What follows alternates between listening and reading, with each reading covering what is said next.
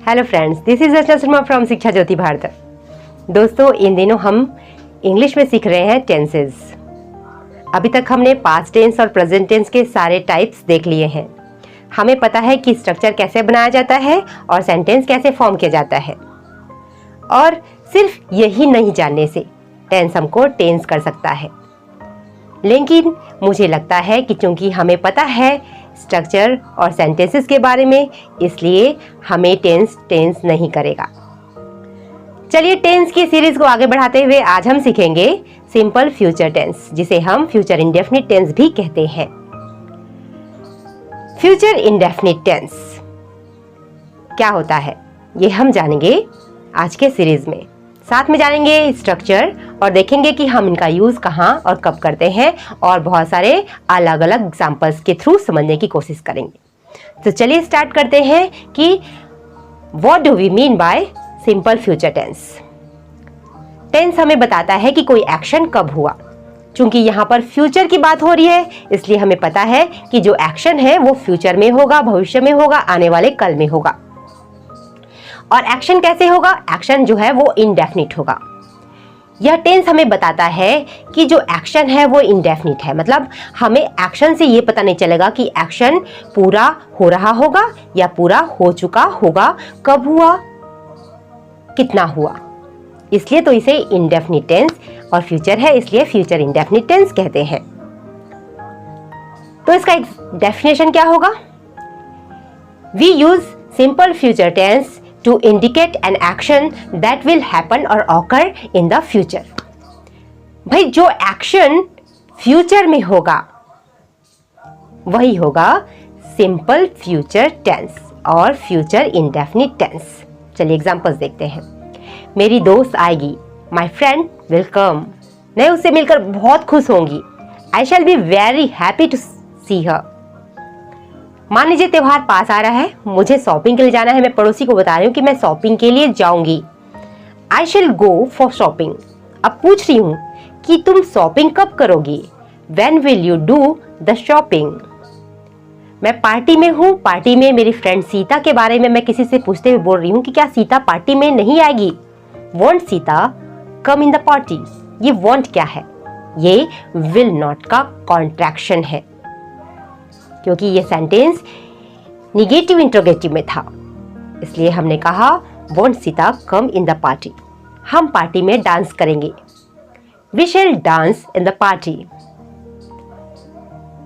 मैं नई कार खरीदूंगी, I shall buy a new car.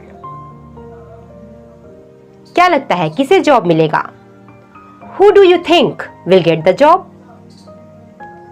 क्या वो वहां होगा? Will he be there? Will he be there? दोस्तों, ये थे सिंपल फ्यूचर टेंस के एग्जांपल्स, जिनसे हमें पता चला कि एक्शन फ्यूचर में होगा, लेकिन ये पता नहीं चला कि एक्शन कब होगा, कितना होगा, हो रहा होगा या हो चुका होगा। केवल पता चला कि एक्शन होगा, इसलिए ये फ्यूचर इंडेफिनिट टेंस के एग्जांपल्स थे या सिंपल फ्यूचर टेंस के एग्जांपल्स थे। चलिए अब देखते हैं स्ट्रक्चर। अब तक हम स्ट्रक्चर के बेसिस पर सेंटेंस बनाते थे, आज हम उल्टा करेंगे। आज हम सेंटेंस के बेसिस पर स्ट्रक्चर बनाएंगे। तो जो एग्जांपल्स आपने देखे उनमें सबसे पहले हमने क्या रखा था? हमने रखा था सब्जेक्ट। उसके बाद क्या यूज किया? विल या शैल का यूज किया, जो कि मॉडल ऑक्सिलरी वर्ब थे। उसके बाद हमने यूज किया बेस वर्ब के रूप में first form of the verb, और लास्ट में ऑब्जेक्ट का यूज किया। यह था अफर्मेटिव सेंटेंस का स्ट्रक्चर। दोस्तों, आपको पता है simple future tense is often called will tense because we make simple future tense with modal auxiliary verb will. क्योंकि विल का यूज करते हैं हम, इसलिए ये विल टेंस भी कहलाता है। यहां पर एक बात और बता दूं पहले से आपको कि यहां पर हम शैल और विल का यूज कब कब करेंगे। हम शैल का यूज करते हैं सब्जेक्ट आई वी के साथ, जबकि बाकी बचे subject you, they, he, she, it के साथ हम विल का यूज करते हैं। लेकिन अभी वर्तमान में सभी सब्जेक्ट के साथ अगर आप विल का ही यूज करते हो तो भी रॉन्ग नहीं होगा। लेकिन चूंकि हम टेंस सीख रहे हैं इसलिए हमें ये जानना जरूरी है कि हम शैल का भी यूज करते हैं फ्यूचर टेंस में। चलिए, ये तो हमने जाना अफर्मेटिव सेंटेंस का structure, but for negative sentences हम क्या करते हैं? We insert not between modal auxiliary verb will and main verb. हम मॉडल ऑक्सिलरी वर्ब विल और मेन वर्ब के बीच में नॉट लगाकर नेगेटिव सेंटेंस बनाते हैं। So our structure will be subject plus will or shall plus not plus first form the verb plus object. And for interrogative or question word sentences we exchange the place of modal auxiliary verb will and main verb. जगह बदल देते हैं हम main verb और auxiliary verb की। जहां पर will shell लगता है वहां पर सब्जेक्ट लगेगा और सब्जेक्ट लगता है वहां पर विल शेल। तो स्ट्रक्चर क्या होगा? शेल और will plus subject plus first form the verb plus object.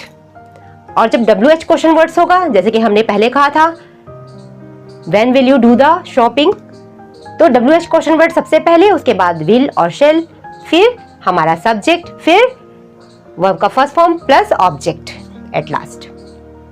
तो ये थे हमारे अलग अलग स्ट्रक्चर।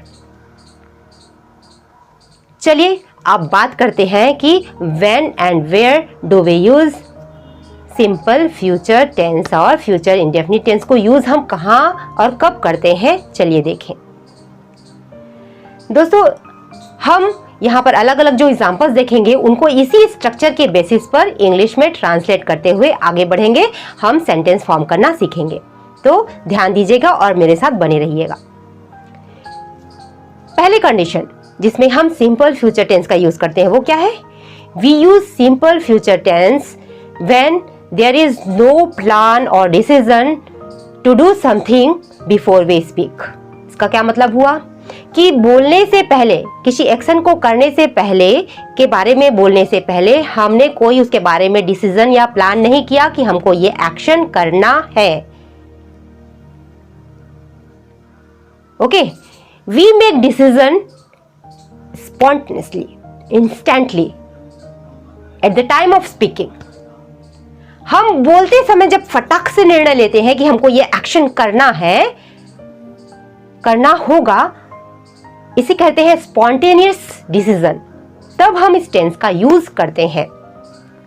बोलने से पहले हम किसी भी एक्शन को करने का निर्णय या डिसीजन या प्लान नहीं किए होते, बोलते समय हम उसके बारे में प्लानिंग करते हैं, स्पॉन्टेनियस डिसीजन लेते हैं।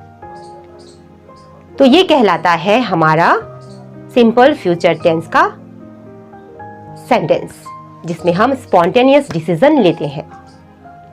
चलिए एग्जांपल्स देखते हैं। जैसे मैं बैठी हूं, दरवाजे पर किसी ने नॉक दिया, मैंने फटाक से बोला कि मैं दरवाजा खोलूंगी, आई शैल ओपन द डोर, मैं दरवाजा खोलूंगी। मेरे बॉस ने फोन किया और बोला कि तुमको ये काम करना होगा, क्या तुम ये काम करोगी? मैंने कोई प्लानिंग नहीं की थी, मैं आराम से अपने घर पर बैठी थी, तभी बॉस का फोन आया और मैंने स्पॉन्टेनियसली कहा yes I shall do this work, हाँ मैं यह काम करूंगी। क्लास में स्टूडेंट्स बैठे हैं, टीचर ने कोई क्वेश्चन पूछा, एक स्टूडेंट ने हाथ रेज करके बोला कि आई शैल गिव द आंसर, मैं आंसर दूंगी। ये होता है स्पॉन्टेनियस डिसीजन जिसमें हम सिंपल फ्यूचर टेंस का यूज करते हैं। मैंने पापा को साड़ी लाने के लिए बोला, मैंने पापा को पिंक साड़ी के लिए बोला था, मेरा फोकस जो था वो पिंक साड़ी पर था। पापा ने पूरी मार्केट में ढूंढ ली, नहीं मिला पापा को। पापा ने मुझे फ़ोन किया कि बेटा क्या करूं, तेरे पसंद की रंग की साड़ी तो मिल ही नहीं रही है। मैंने कहा, स्पॉन्टेनियसली कहा कि एनी कलर विल डू, कोई भी रंग चलेगी। मम्मी ने मार्केट जाने के लिए लालच दिया कि जो मार्केट जाएगा उसे गिफ्ट दूंगी, तो मैंने तुरंत कहा आई शैल गो टू द मार्केट, मैं बाजार जाऊंगी। मैं सड़क पर चल रही थी, एक चमचमाती हुई कार दिखी। मैंने स्पॉन्टेनियस कहा कि मैं सेम कार खरीदूंगी, I shall buy the same car. तो यहां पर जो एक्शन हुए उनके बारे में पहले से प्लानिंग नहीं की गई थी, उनके बारे में बोलते समय इंस्टेंटली डिसीजन लिया गया, है ना। We had no firm plan before speaking, the decision is made at the time of speaking. इसलिए हम इसमें क्या यूज करेंगे, सिंपल फ्यूचर टेंस का यूज करेंगे। चलिए अगला कंडीशन देखते हैं। We use simple future tense to make prediction about the future. Future के बारे में पूर्वानुमान लगाने के लिए भी हम इस टेंस का यूज करते हैं। जैसे आप ज्योतिषी देखते हो, ज्योतिषी आपको आपके भाग्य के बारे में बताते हैं, आपके भविष्य में क्या होगा ये बताते हैं। वो क्या करते हैं, इवेंट्स को प्रिडिक्ट करते हैं, अनुमान लगाते हैं कि आपके साथ ऐसा होगा। They are saying what they think will happen. वो सोचते हैं, सोचकर बताते हैं कि आपके साथ भविष्य में ऐसा होगा। तो ये क्या होता है, प्रिडिक्शन होता है, पूर्वानुमान लगाना। चलिए एग्जांपल्स देखते हैं। वहां पहुंचने में लगभग 1 घंटा लगेगा। It will take an hour to get there. आने वाले महीनों में इससे समस्या होगी। This will create problems in the month ahead. वह ब्यूटी कंपटीशन में प्रतिस्पर्धा करेगी, सौंदर्य प्रतियोगिता में प्रतिस्पर्धा करेगी। She will contest in beauty competition. उसे बड़ी रकम की आवश्यकता होगी। He will require a large sum of money. दोस्तों सबसे ज्यादा प्रेडिक्शन हम किस बात पर करते हैं, हम मौसम के अनुमान लगाते समय सबसे ज्यादा प्रिडिक्ट करते हैं, सबसे ज्यादा प्रिडिक्शन करते हैं कि कल बहुत बारिश होगी या आने वाले दिनों में बहुत बारिश होगी। तो यहाँ पर चलिए देखते हैं एग्जाम्पल कि बहुत बारिश होगी। It will rain heavily. कल बहुत गर्मी होगी।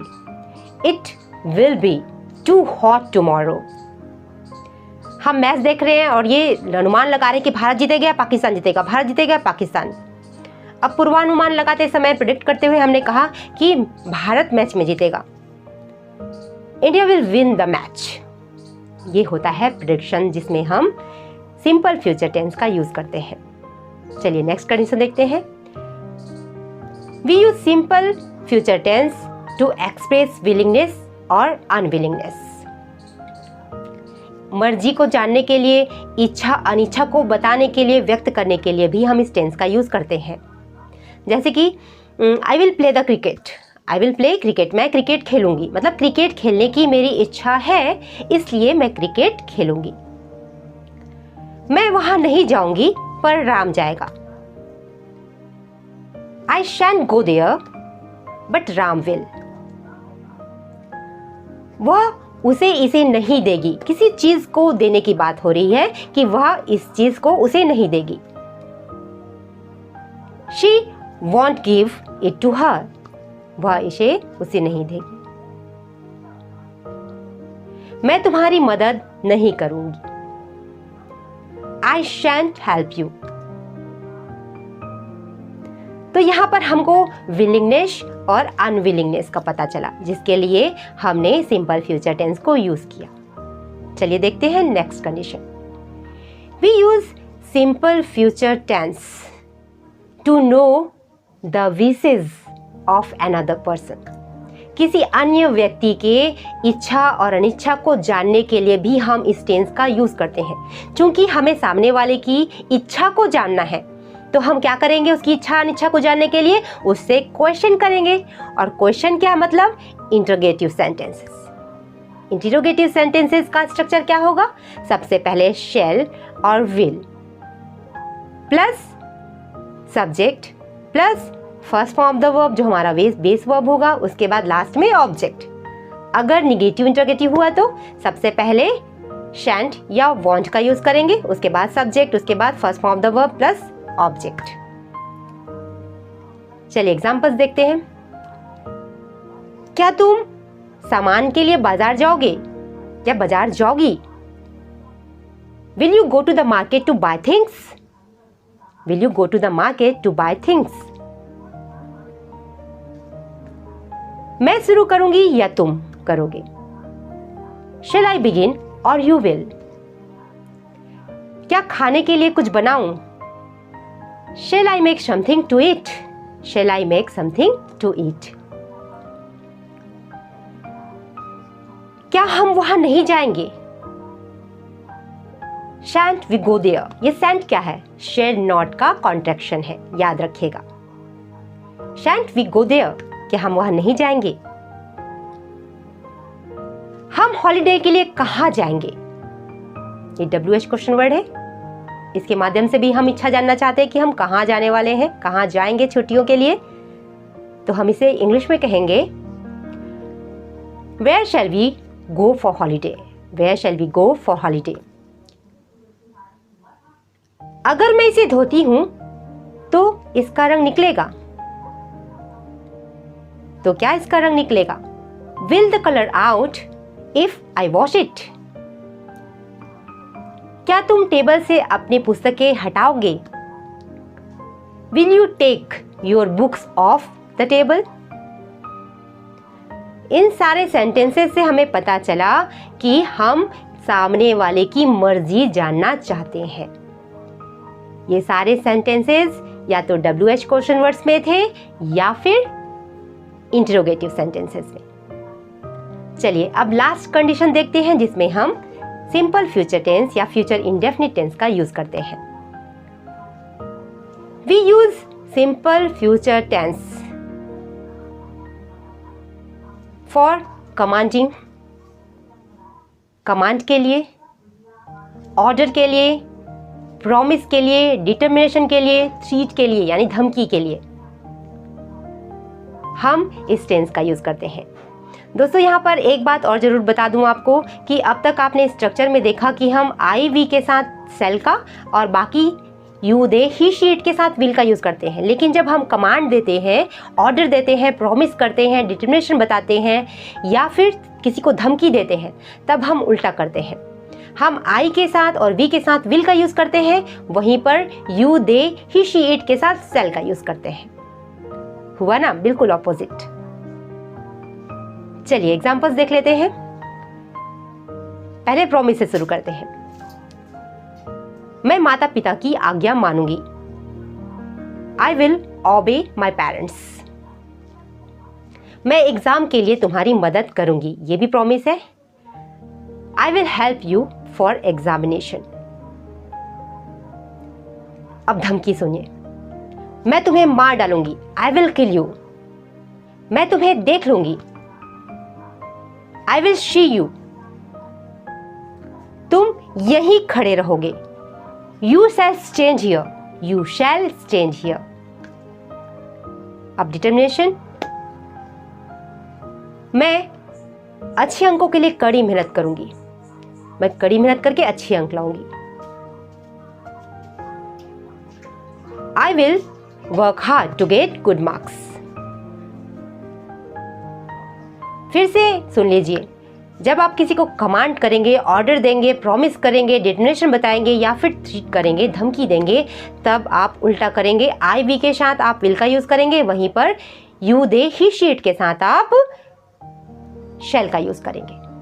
तो दोस्तों आज हमने सीख लिया है सिंपल फ्यूचर टेंस का स्ट्रक्चर और एग्जाम्पल्स के थ्रू हमने सेंटेंस फॉर्म करना भी सीख लिया है। हमने जान लिया है कि हम इसका यूज कब कहाँ करते हैं। आने वाले सीरीज में हम फ्यूचर कंटीन्यूअस टेंस के बारे में बात करेंगे, लेकिन आज के लिए इतना ही। Bye bye.